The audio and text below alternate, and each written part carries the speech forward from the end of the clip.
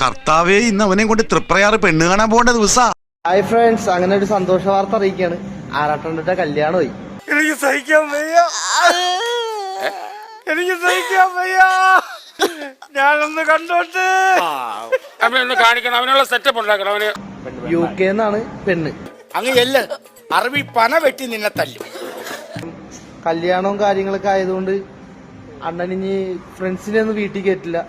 എന്റെ പൊന്നനിയന്മാരെ, നിങ്ങളോടുള്ള ആത്മാർത്ഥത കൊണ്ടാണ് ഞാൻ നിങ്ങളെ അകത്തോട്ട് വിടൂല എന്ന് പറഞ്ഞത്.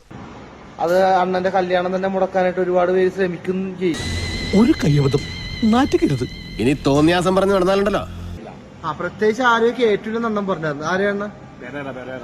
അലൻ ജോസ് പെരേരനെ വീട്ടിൽ കയറ്റില്ലെന്നാണ് അണ്ണൻ പറയണ. ഇനി ഏത് പരമ നാറിയുടെ വീട്ടിൽ വേണോ എന്നെ ധൈര്യമായിട്ട് കൊണ്ടുപോവാ. ഒരു തെണ്ടി ഞാൻ ഡീസന്റ് അല്ല എന്ന് പറയില്ല. സത്യം. ഒരാളെ വീട്ടിൽ കയറ്റില്ല. കല്യാണം കഴിഞ്ഞാൽ ഞാൻ മാത്രമായിരിക്കും അണ്ണന്റെ കൂടെ.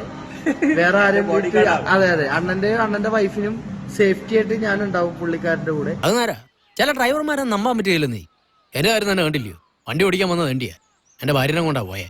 എന്നതിനാ ഇട്ടിരുന്ന അണ്ടർവെയറും കൊണ്ടുപോയി. അത് പിന്നെ പാപ്പന എഞ്ചിൻ കംപ്ലൈന്റ് ആണെന്ന് വിചാരിക്കാം. ഇത് പാപ്പനെ പോലെയാണോ?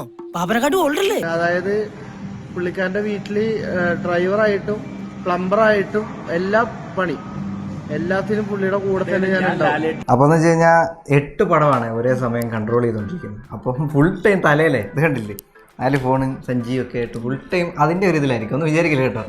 അപ്പൊ ഇനി അണ്ണനെ UK വെച്ച് കാണാം. എവിടെ വെച്ച്? UK വെച്ച്. എനിക്ക് ഇനി ആരോടും ക്രഷ് ഇല്ല. ഒരു പെണ്ണിന്റെ പുറകെ ഞാൻ പോവില്ല. എനിക്ക് UK ബേസ്ഡ് പെൺകുട്ടിയാണ്. വേറെ ആരും ഇല്ല മനസ്സുള്ള.